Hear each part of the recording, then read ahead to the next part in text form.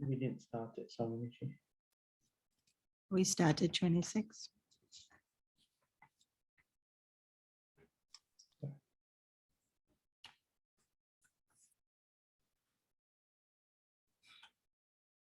Anyway, we'll read verse number 26. Yato yato nischarati manaschanchalamashritam tatastato niyam yetad atmanye eva vasamniyat.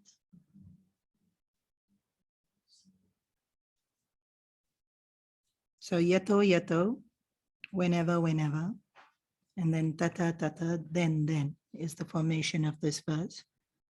Nischarati. Nischarati is what we all complain, that our mind wanders.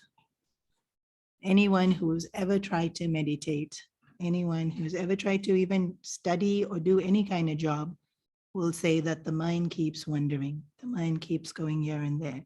So whenever and ever the mind wanders, manaschanchalam ashritam, then have that self-control to bring it back. Niyam yet. This is basically what we are doing all day long.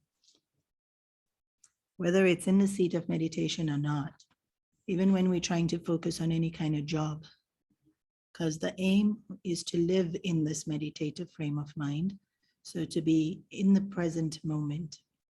And so even while listening to the class, the mind wanders, and then we have to bring it back. Or sometimes not this class, maybe you're just talking to a friend and then it's not as interesting, or your phone beeps. So instead of listening, then attention goes to the phone to see what message has come. So the mind tends to be chanchalam. Chanchalam is constantly moving, restless, fidgety. And the nature of the mind is this because it's being pulled by all sorts of desires. So we have two sources of distraction. The first source of distraction is the world outside. So sitting here, even though you're in class, maybe the AC is too high, or maybe the AC is not on. So then that brings a certain amount of, it's not even pain, it's just a slight discomfort, not even discomfort, right? It's just not comfort. Yeah, because it's not, temperatures are not that extreme. Like if you live somewhere, maybe like in Canada where it's freezing cold and you don't, then maybe it's distracting to that point.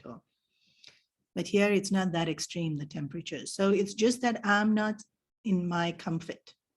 Then because something outside takes my attention away, so the AC takes my attention away.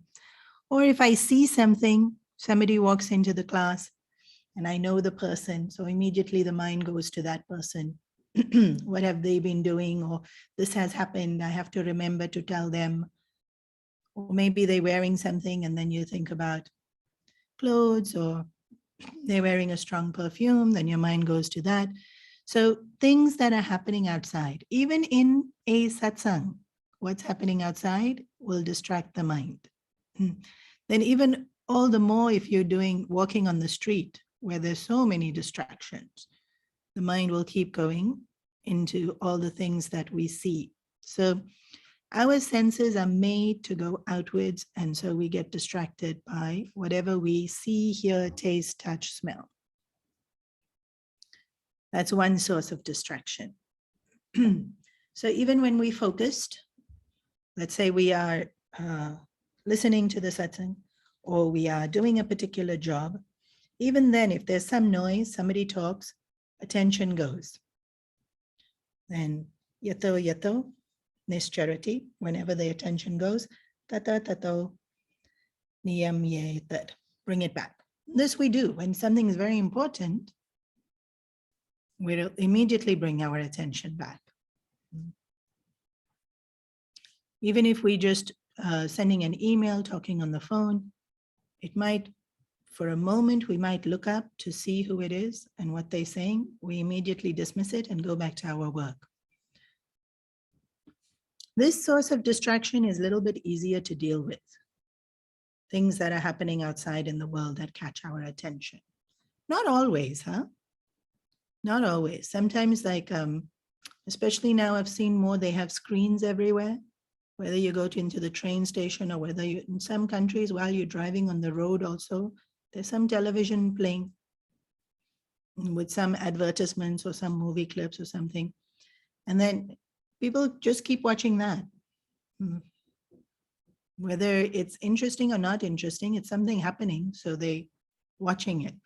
Especially for cars driving, this is so dangerous. I don't know why they do it in, haven't seen it so much here in Hong Kong, but I have seen it in other cities. But we can train ourselves not to. Even though it grabs our attention and even though we might get stuck there for a little while, we can train ourselves to bring our attention back from the world outside that distracted us. Then the second source of distraction is our own mind. I remember something, or I have my pet desire that I keep thinking about, or my favorite person that I keep thinking about. So while anything is happening, mind goes there. Even while work is happening, mind goes there. But if work's not happening, like I'm on the train, I'm waiting at the supermarket to pay. So there's nothing happening specifically, mind will definitely go to whatever it's used to thinking about, daydreaming about, worrying about. This one's harder to bring the mind back from. So one of the ways in which the rishis have guided us, and here we see this is the line that gets repeated the most when teaching meditation. Even any guided meditation that you listen to, even all these different apps that you have, any course that you attend, this line 100% the instructor will say, whenever the mind wanders, bring it back. And so bring it back to what? Whatever you're focusing on. If the meditation technique is breath, bring it back to your breath. If your meditation technique is japa, bring it back to your japa. Bring it back to awareness. Bring it back to the present moment. Any of these are fine, but the idea will be bring it back. Attention will drift, bring it back. Mind will wander, bring it back. We get unfocused, then we have to refocus. Yeah. So Gurudev, when he was alive, would do these camps in Siddhabari. And Siddhabari ashram is on the foothills of the Himalayas, and it was further away. It was probably the furthest ashram at that point in time. Well, Uttarkashi is always the furthest away, but Uttarkashi is really hard to get to. So Bombay ashram is in the city. Chennai, we're in the city. We have a beautiful temple in Bangalore. Next to it's the hospital. It's in the middle of the city. So all our big ashrams were in the city. Siddhabari was the first one where it was away. And so it had that ashrami feel. Well, more so, because even you can see the Himalayas. And he started doing all these camps there. And soon enough, it became a fashion competition of who was wearing what, even at camps. And, or, people got distracted with talking about food. Of course, 100% people will get distracted talking about food, but also gossip about how this one dresses, how that one dresses. And so the minute Gurudev heard this, he made these orange gowns. Literally like a gown when you go to the hotel, they hang that gown for you at the shower. He made a gown. And you had to, when you registered for the camp, you got one orange gown, and he used to call it temporary sannyas. For the 1 week or the 2 week that you were living in Siddhavari ashram, you had to wear this orange gown at all times if you were outside of your room. And so basically, it doesn't matter what you're wearing inside, you were covered. You were in orange. So there was no distraction of who's wearing what and how they look. And this was what Gurudev would suggest in terms of when we're sitting for meditation. The mind will wander. The nature of the mind is to wander. And when it wanders in meditation, then literally tell the mind for this half an hour, there's nothing else to think about. There's no fear, there's no desire. For half an hour, temporary sannyas. So it doesn't need to think about favorite person, favorite desire, favorite food, favorite pastime. It can just focus on the japa or the meditation or the. So this tends to help, especially when the mind is very, very distracted. Let's say something is going on, you're waiting for a particular news. That's usually that waiting thing is very, something's happened and now you have to hear back. Is it positive? Is it negative? Is the operation necessary? Isn't it operation? Are they getting back together? Aren't they getting back together? When that uncertainty is there in our mind, it's even more restless. And the mind goes to that topic very, very often. And of course, when we really want something also, mind goes to that very, very often. So for the next half an hour, nothing's going to change. I'm not going to find out the news in the next half an hour. I'm not going to achieve my desire in the next half an hour. The world's not going to fall apart in the next half an hour. Most likely. And if it does, what can you do about it anyways, right? So, so for the next half an hour, the mind can stay here doing my meditation. Then after half an hour, full permission for it to think about whatever it wants to think about. This actually is a very helpful technique. Because if you tell the mind, no, you can't think about whatever it is that it wants to think about, it will rebel. Our minds are like little kids. They're very rebellious. Don't tell me what to do. So, but if you tell, well, young kids don't understand the concept of wait, but older kids, if you tell them, after dinner, you can have your chocolate, they'll understand. They'll finish, they'll wait till dinner is over. And the moment dinner is over, can I have my chocolate? Because they mature enough to understand that this is allowed at a particular time. Even with school, right? During school, this is not allowed. The minute they're at home, the rules are different. So our mind also understands. If you give it a structure for this period of time, no wandering. After that, it can wander. It will be, we can definitely train our mind this way, and it will cooperate. So even though it's rebellious, even though it's chanchal, it's not unreasonable. None of our minds are unreasonable because we are very intelligent, capable people. And we've been able to accomplish whatever it is we want to accomplish.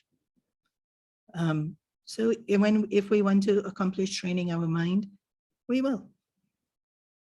This is the way to do it. So repetition of that intention gets the mind trained, and then it stays in the spot. And even once the mind's trained, like I said, the two sources are something might happen. There might be some loud sound and the mind goes there. Bring it back. Or suddenly hunger. And then, oh, okay, I'll eat. Just next 10 minutes, just we can be patient. So it's not that once we train our mind, it never wanders. It will still wander. But a trained mind is quicker to bring back. Untrained mind, very hard to bring back. Yeah. You can see this even with pets. Pets that are trained, just one thing you have to say and they sit down or they listen. Pets that are not trained, oh my goodness. I've seen them run all over the house, mess absolutely everything, break two things in the process. Two maids are running after them. One kid is running after them. It's havoc. Especially if it's like a very young puppy, right? So they're still a baby, really speaking. So much mayhem it can cause. So pets are a good example and kids are a good example. If parenting is done well, parent just has to look at the kid. The kid will listen. Not if that kid's not been, if they've been pampered, then yeah. It's exhausting to try to get them to do anything. And sometimes it's just to get them to eat one bite of food. How much natak the parent does, the helper does, the grandmother does. Then only they'll eat that one bite of food. And I'm sitting there watching, thinking this is too much energy going into such a small task. Our mind's the same thing. If we've pampered our mind, then so much energy for it to focus. But if we've trained our mind, I'm not saying it's perfect, it will still wander, but we're not wasting that level of energy, bringing it back to where it needs to be. So meditation is the process by which we train the mind to keep coming back to what it is we focused on. And like I said, breath or japa. Japa is more recommended in Kali Yuga, because japa purifies. And in fact, both japa and breath, we can use it outside of meditation also to focus the mind. Let's say something's happening throughout the day and we get restless, then you just take a 2-minute japa break, 2-minute breath observation break, or deep breathing break. The breath one has become common in the Western world also. Now in schools, before even teachers will use this in classrooms. Everybody breathe in, breathe out, breathe in, breathe out. And then the whole classroom calms down. They even use it in corporates.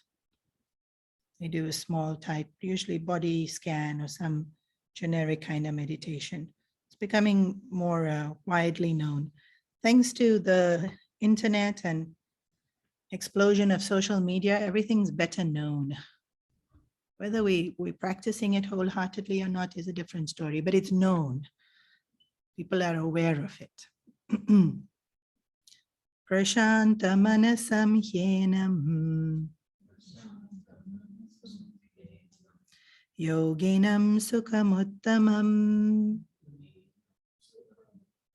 upeti shantarajasam Brahma Bhuta Akalmasham.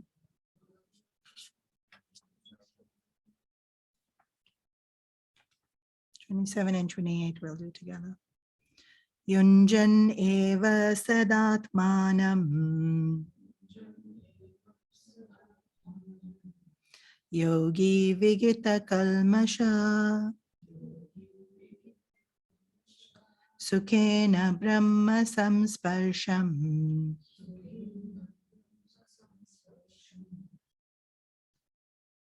Atyantam Sukhamashnute.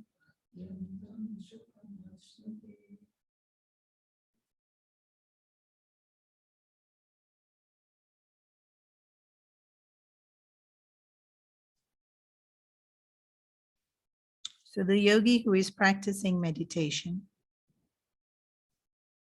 comes to experience bliss, prashantam, manaseyenam, the mind becomes calm. And this calm mind isn't just quiet, sukham, uttamam. It's supremely happy. So this mind has been made calm, upeti shanta rajasam, by removing rajas.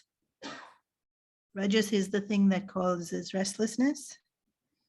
Brahma Bhuta Akalmasham, and it's purified. Rajas is, well, you can talk about it as projecting power. Purified. Translation here is free from sin, although the word sin is not used. Akalmasham is just from dirt, purified. It said again here in the next verse, Yogi Vigita Kalmashaha. The dirt has been removed, sins has been removed. Sukhena Brahma Samsparsham. And therefore they experience happiness. So basically, what is happiness? A still mind. This is, we can test it, of course, but this is our never-ending search. We spend our whole lives looking for happiness, right? Everything we are doing, we are wanting happiness. So what is happiness? How do we experience it? And so this is probably the clearest definition we'll get. A still mind is happiness. In the Western world, what is happiness? Sometimes pleasure, but no. Yeah, usually success. Right? I'm not saying they're shallow. I'm not saying that at all. But unless somebody points it out to you, it's usually you feel fulfilled by accomplishing something. Not just eat ice cream. Everybody knows that's not happiness. It will usually be, I worked really hard, I got my degree. Worked really hard, solved some problem. Something at work, right? Let's say scientists working like now, if somebody actually comes up with a cure for COVID, there'll be an incredible sense of happiness or perceived happiness that we have accomplished. There's a problem, we've been able to solve the problem. But what happens when we think of happiness in this way is that it's an event. Somebody gets into a relationship. It's an event, or you're able to get out of a relationship. Happiness, it's an event. And then that's not what we want. Do we want to be happy? Of course, that's exactly what we want. But we don't want this kind of happiness that it's an event, because then we're not happy all the time. We're only happy when that event happens. Yeah. So during the wedding, maybe, maybe not, depending on how all things go. Like, so you have to work so hard to get to it, and then you experience it for a period of time, maybe a brief period of time, maybe a longer period of time, but it's not there all the time. And we want to be able to be happy all the time. And that's why all of us already know that ice cream is not happiness, because you can't be eating ice cream all the time. So of course we know that this is not happiness. Yeah. So when we say we want happiness, even though we don't say it, we want it all the time. So to have something all the time, it can't be an event. And it can't be dependent on an object or a person. Because if it's dependent on an object or a person, I'm only happy while I have it. Then when it's gone, it's gone. Even if you become president of any country. Yeah. Of course, there's a few people who have made themselves lifetime rulers, but generally, otherwise, your term ends. So how long were you happy? For as long as you were in that position, whether it be 8 years, 10 years, 12 years, and then somebody else takes over. And then let's say somebody says, no, I will rule till the day I die. And you know, this has happened all through history. It's not the first time that it's happened. Are they happy? What happens when we already have something? We really, really, really, really wanted the relationship. Now we have the relationship. Yeah, we start taking it for granted. Anything, huh? Let's say I have a bad back and then I'm working so hard at doing my stretches, doing my yoga, going for my physio, putting the balm, taking the anti-inflammatories and finding some herbal substitute, and then, cured. My back is no longer bad. It's now good. I'll be so relieved. I'll be so happy. How long? And we've all been through this, right? We've all been through this. But now my back is just permanently good. Shouldn't I just be permanently happy now? That doesn't happen. I wanted this relationship. I wanted this relationship. Got it. Permanently happy. I wanted this kid. I wanted this kid. I wanted this kid. So even if we secure the object or the person, we lose interest in the object and the person. So what we want is happiness. We want happiness that lasts, and it doesn't last when it's an object or a person or a situation. So firstly, well, people last, situations last, but events, when we're happy at a particular event, it doesn't last.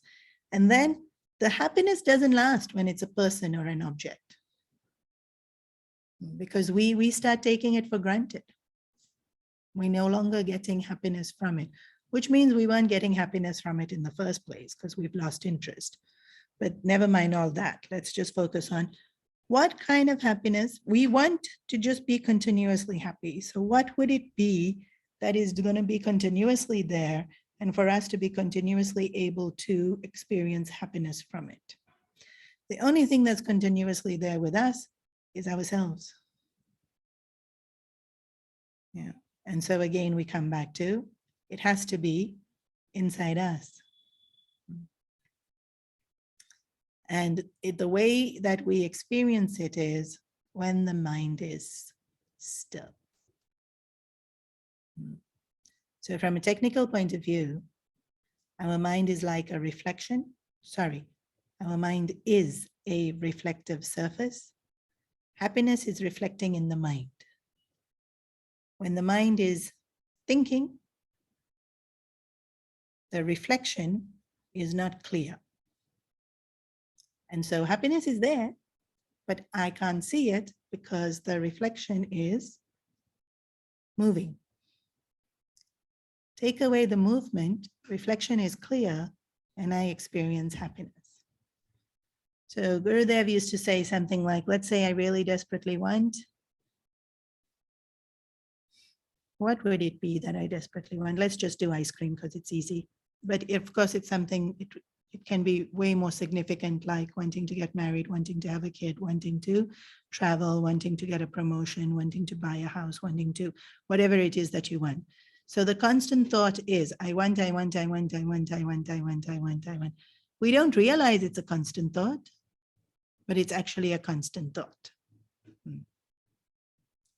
And when it's something like ice cream, it's not a constant thought for very long. When it's something like a relationship or something like a promotion at work, the constant thought is very long. Literally, it's on repeat. I want. Every time I'm thinking I want, it's another ripple in the water. And then ice cream. I want ice cream. Then I'm holding the ice cream. I put the spoon in my mouth. Once I've put the spoon in my mouth, can I have the thought I want?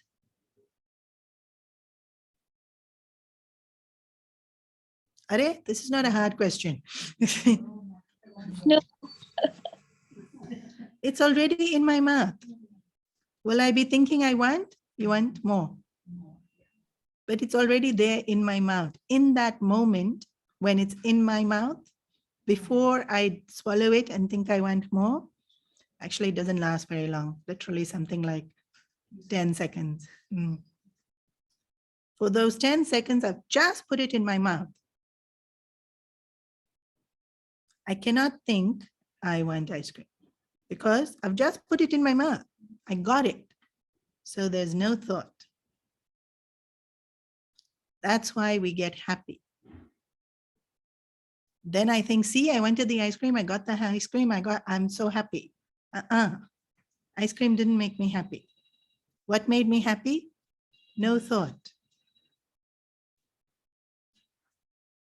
No thought of I want led to me being happy. This is actually very interesting for y'all to do as homework. When you're eating something you like, whether it be ice cream, chocolate, whatever it is you like, how long before you want the next bite? Notice it. This is your homework. 10 seconds. You've noticed already. I know I've given this homework before. So, yeah. So actually, when we put something in our mouth, it takes a while for the saliva to mix with the item of food and give us the proper taste. That's how long it takes. Once you've tasted it, before you even swallow it, you already want the next bite. So the thought of I want returns. But if I'm satisfied, so I've noticed if greed doesn't kick in, like let's say it's a very rich chocolate or a very rich ice cream, and you can't have the second bite because it's too rich, and the thought of I want doesn't come, in that first bite itself, I want stops and there's silence and there's no returning of I want. So it stays silent for quite a while. Quite a while means 1 minute, 2 minutes. Then I want will change. What I want will change, but the thought I want returns. So why aren't we happy?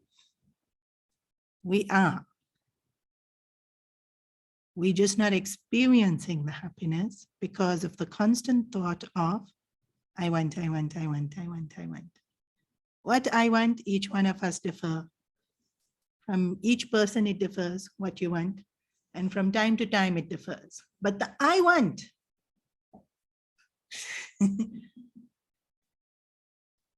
And we don't think it once.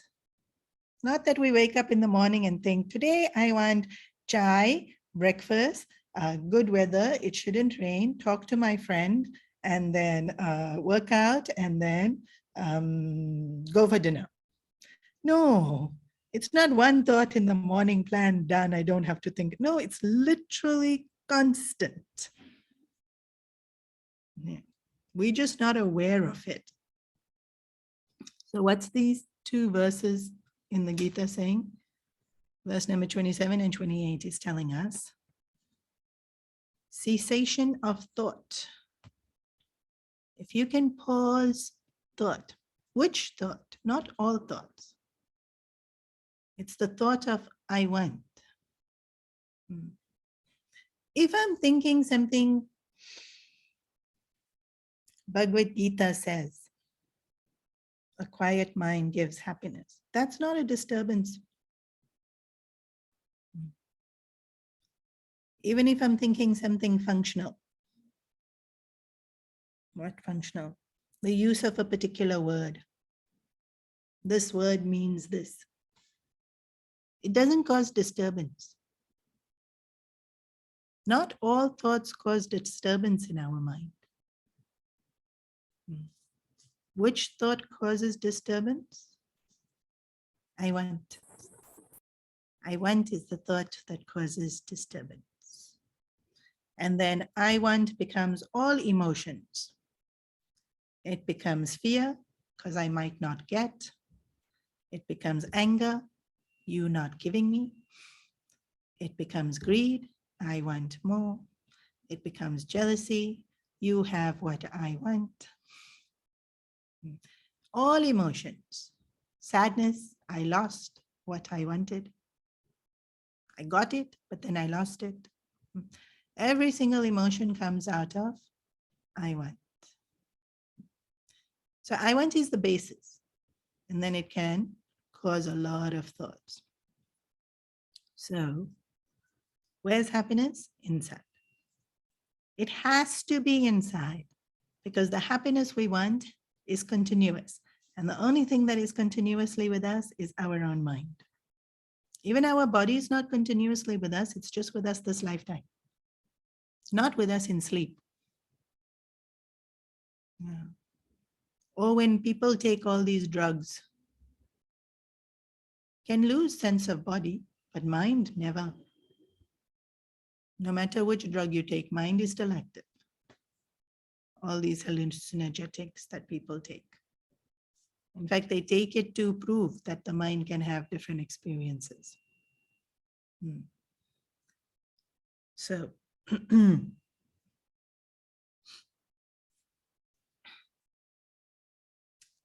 that which is always there, we can see when there is no disturbance of thought. Happiness, which is always there, we experience when there's no disturbance of thought. This is why we meditate. Because in meditation, we're training ourselves to quieten the mind, to be able to experience that happiness which is already there. Once I come to experience that happiness which is already there, I don't look for it outside.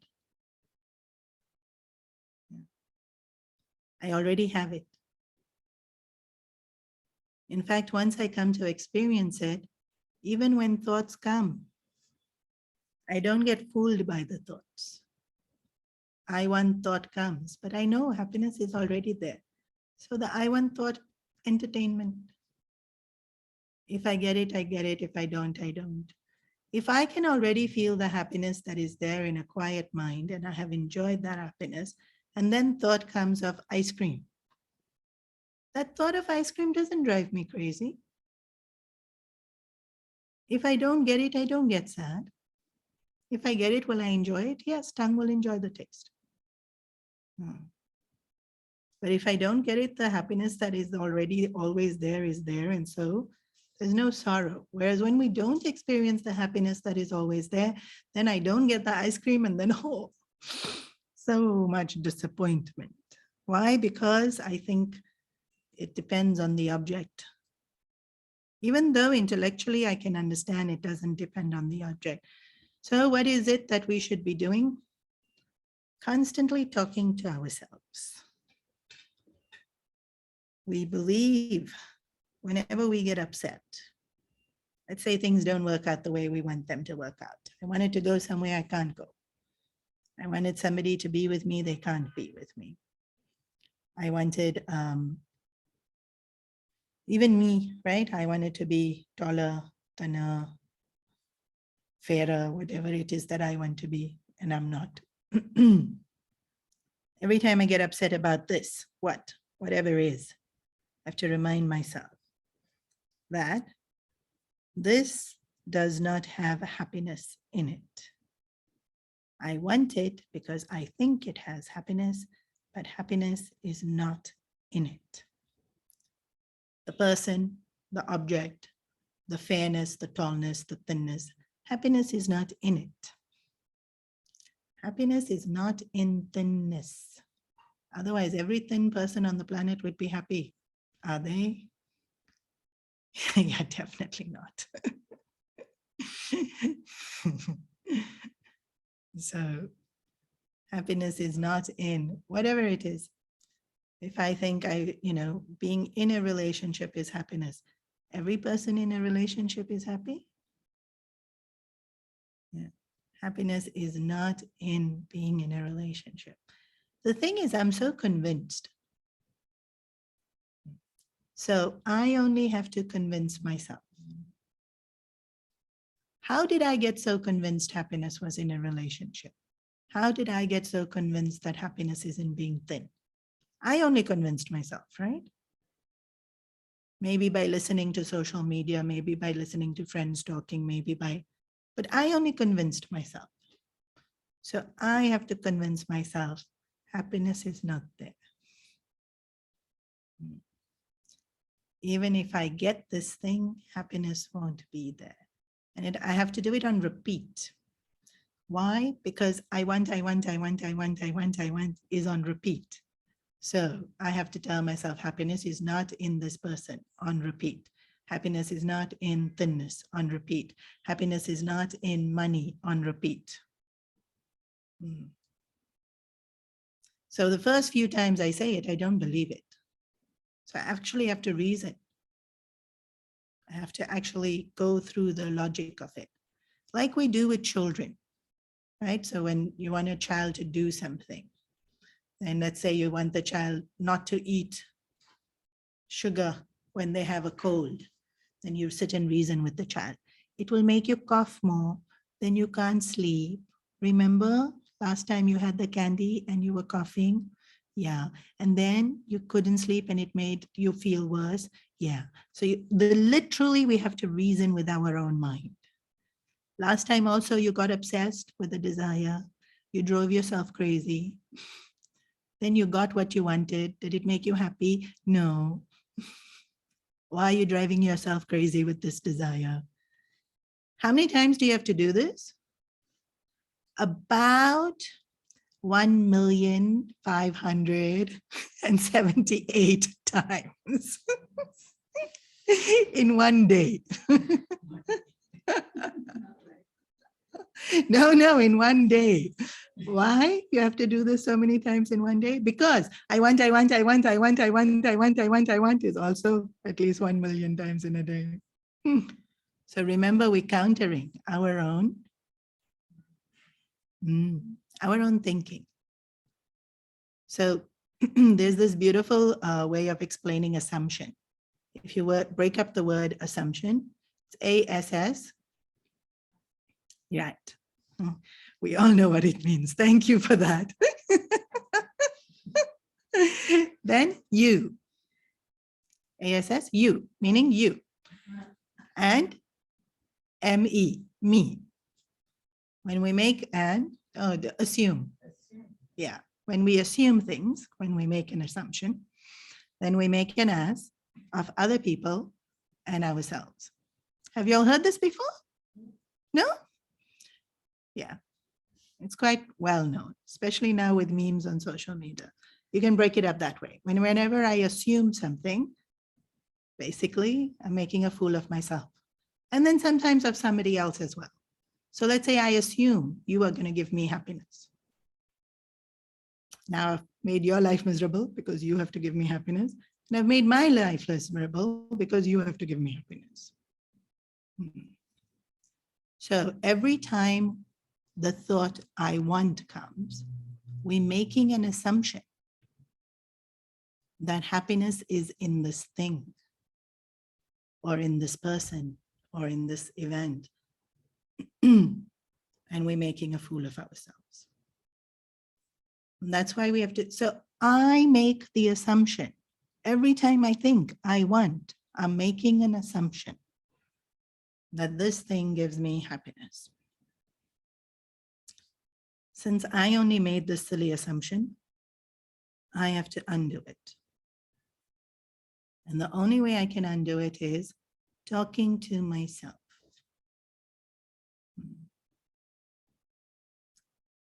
The Vedantic journey is a lot of me talking to myself. And what am I saying? The logic of the scriptures. But I'm telling myself, it's not, you silly fool, you never get anything right. It's not that kind of talking to myself.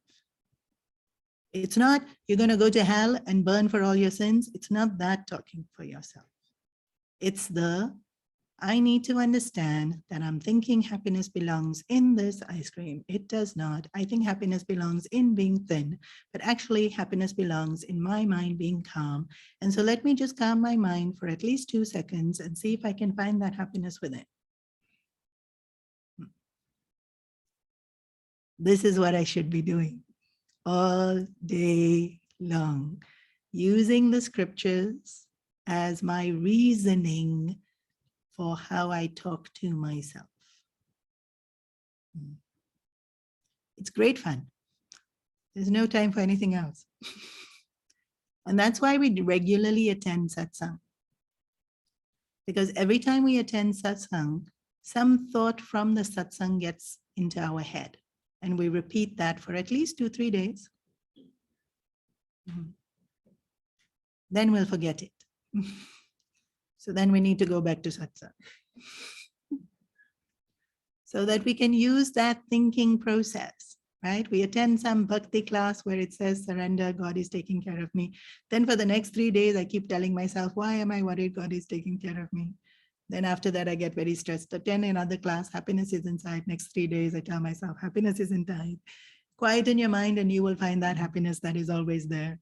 We're not happy to have happiness for short periods of time. So we don't want it as an event that comes and goes. We want it all the time. The only thing that's with me all the time is my own mind. So the only place I'll be able to find it is my own mind. In my mind, I can only find it if the mind is quiet. So I have to remove the thought of I want. What do I want to be happy? So no need to want anything else. Just stick to the happiness. Constantly, we have to keep telling all ourselves the logic that we learn in the scriptures. Good. Yes. I have written your story of the snake and the frog. Of course, when did I write this year?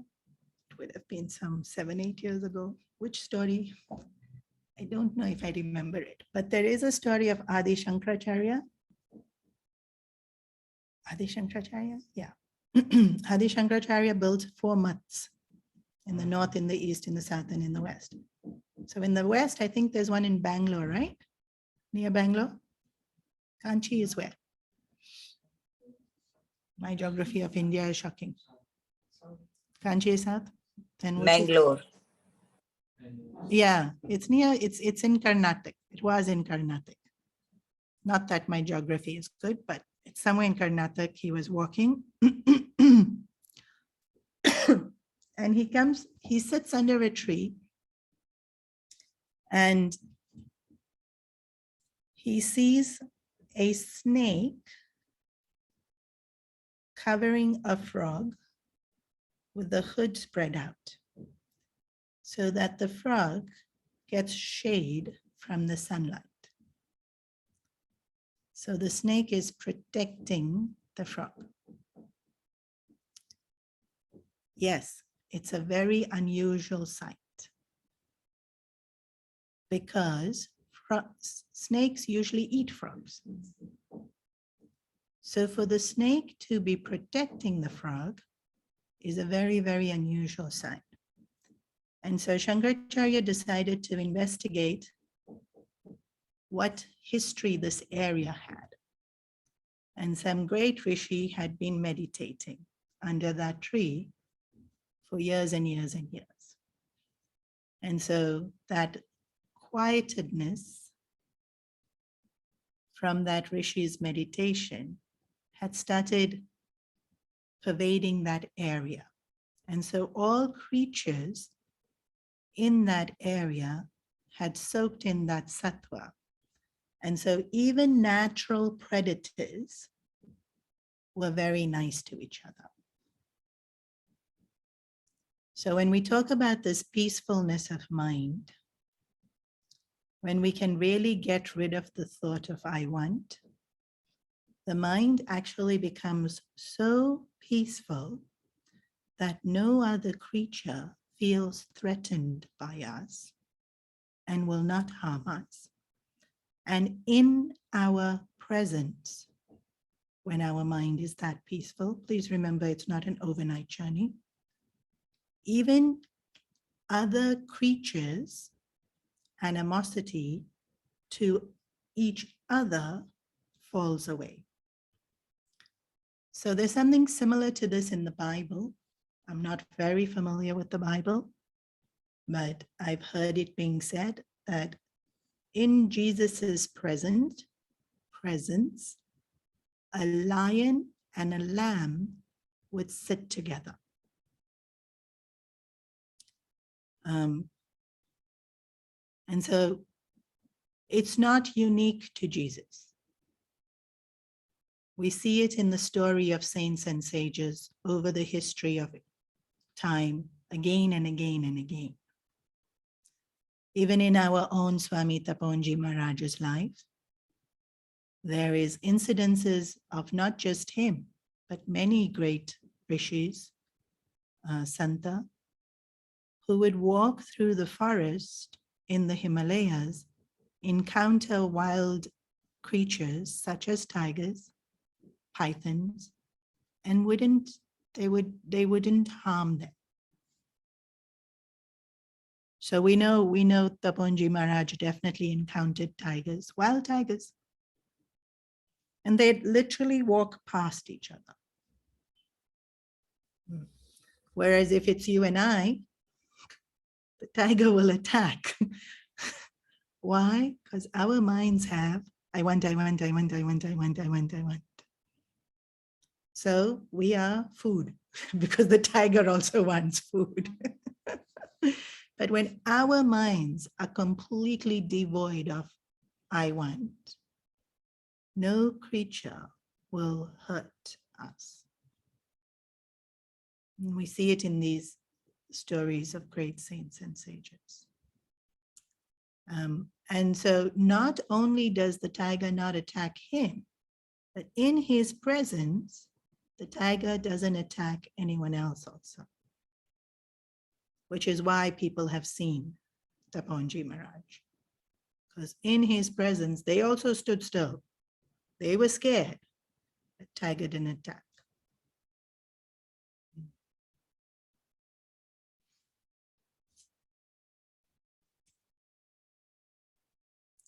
Making our mind still is the object of meditation, and we do so by constantly bringing the mind back to stillness. Yes, through japa.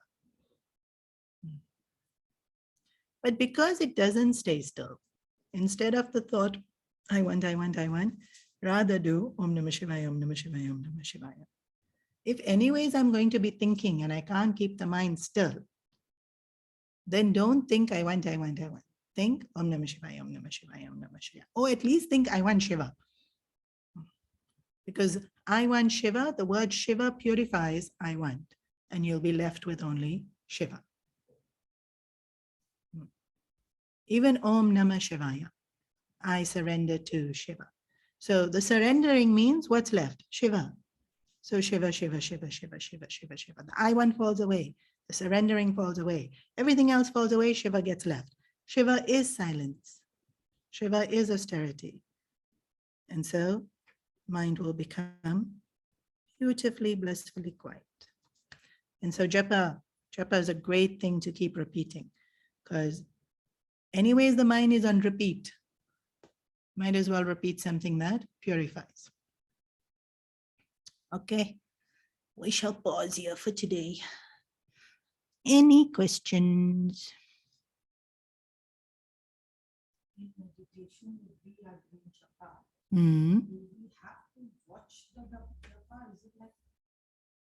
In meditation, when you're doing japa, focus on the sound.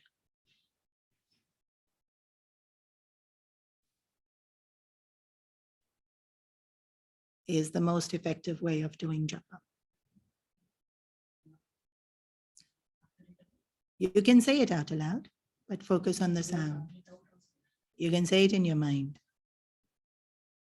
I think I did it one week where we started with saying it out aloud and then we went quieter, quieter and into our mind. Any given point in time, you can see how attentive and restless your mind is. If your mind is restless, say it out aloud. If your mind is sattvic, you can say it in your mind.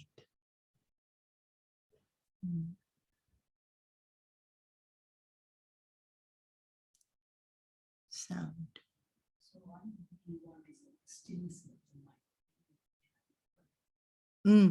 Were you already happy forever? But when your mind is still, you'll know it. Not when I still my mind, I will be happy. Nay, nay, nay. You're already happy. You'll know you're happy when your mind is still. You're already Brahman. We cannot create something that's not there. Happiness is already there.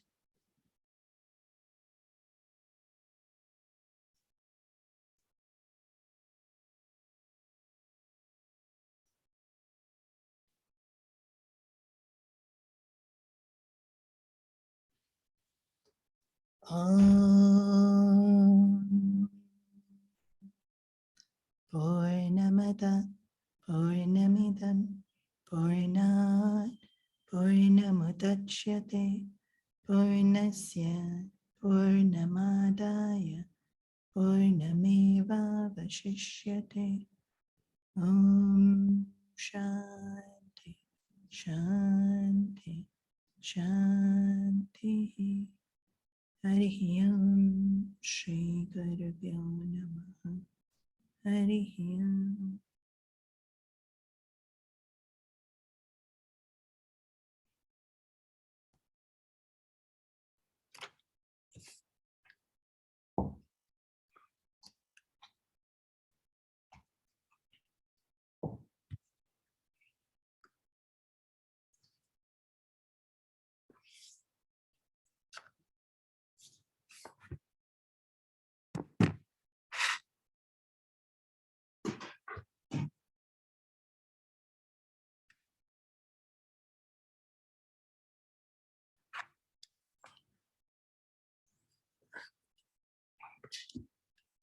Harihi Om.